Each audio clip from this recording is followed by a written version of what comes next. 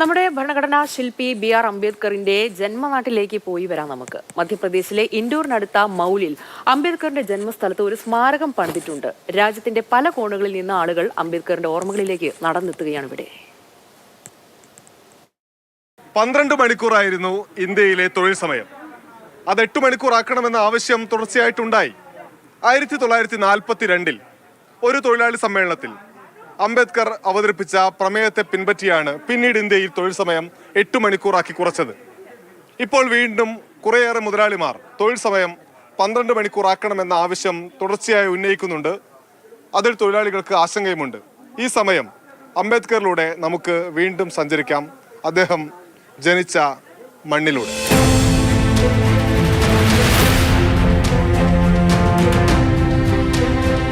ഇൻഡോറിനടുത്ത മൗ ചെറിയൊരു കെട്ടിടമായിരുന്നു മുമ്പ് ഇവിടെ. 2 വയസ്സുവരെ അംബേദ്കർ ജീവിച്ച സ്ഥലം. ആ മഹാന് ജീവിതത്തിന്റെ അടിത്തറ നൽകിയ സ്ഥലം. ദളിതന്റെയും പിന്നാക്കക്കാരുടെയും പാർശ്വവൽക്കരിക്കപ്പെട്ട എല്ലാ മനുഷ്യന്റെയും പോരാട്ടത്തിലെ നാവാവാനുള്ള യാത്ര അംബേദ്കർ ഇവിടെ നിന്നും ആരംഭിച്ചു.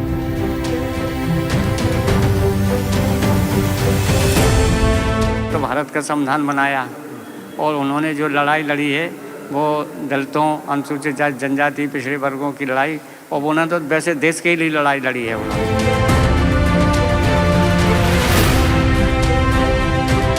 പട്ടാളത്തിൽ ഉദ്യോഗസ്ഥനായിരുന്ന അച്ഛന് സ്ഥലം മാറ്റം ലഭിച്ചതിനനുസരിച്ച് അംബേദ്കറുടെ താമസ സ്ഥലവും മാറി. ദളിതന് പൊതുവിടത്ത് വെള്ളം പോലും നിഷേധിച്ചിരുന്ന വ്യവസ്ഥിതിക്കെതിരെ കലഹിച്ച് പോരാടി അംബേദ്കർ നേടിയെടുത്ത അവകാശങ്ങളിലാണ് ഇന്നും ദളിതരുടെയും ആദിവാസികളുടെയും പിന്നോക്കക്കാരുടെയും ആത്മവിശ്വാസം. വിളക്കുകാലിൽ എന്നെ തലകീഴായി കെട്ടിത്തൂക്കിയാലും എൻ്റെ ജനതയെ ഞാൻ ഒറ്റുകൊടുക്കില്ല എന്ന് പറഞ്ഞ നേതാവിൻ്റെ ജന്മസ്ഥലം കാണാൻ ഇപ്പോഴും ആളുകൾ എത്തിക്കൊണ്ടിരിക്കുന്നുണ്ട്.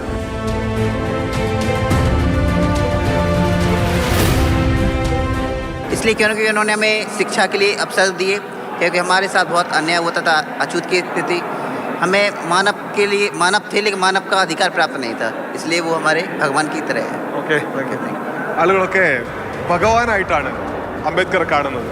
അവർക്ക് വിദ്യാഭ്യാസം നൽകിയ, നിവർന്നു നിന്ന് പോരാടാനുള്ള കെൽപ്പ് നൽകിയ മനുഷ്യനായി അവർ അംബേദ്കറെ വിലയിരുത്തുന്നു, നെഞ്ചിൽ കൊണ്ടു നടക്കുന്നു.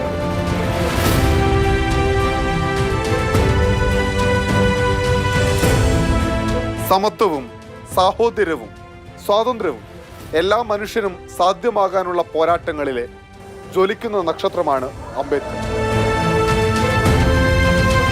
നമ്മുടെ ഭരണഘടന വെല്ലുവിളിക്കപ്പെടുമ്പോഴെല്ലാം വീണ്ടും വീണ്ടും അംബേദ്കറെ ഓർത്തെടുക്കുന്നു ഇന്ത്യ.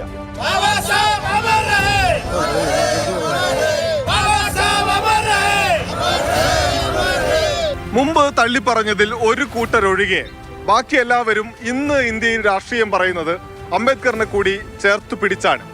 അത് തന്നെയാണ് ഇന്നത്തെ ഇന്ത്യയിൽ അംബേദ്കറിനുള്ള പ്രാധാന്യവും. മധ്യപ്രദേശിലെ മൗലിൽ നിന്ന് ഷിജു പട്ടോത്തിനൊപ്പം അനൂപ് ദാസ്, മാതൃഭൂമി ന്യൂസ്.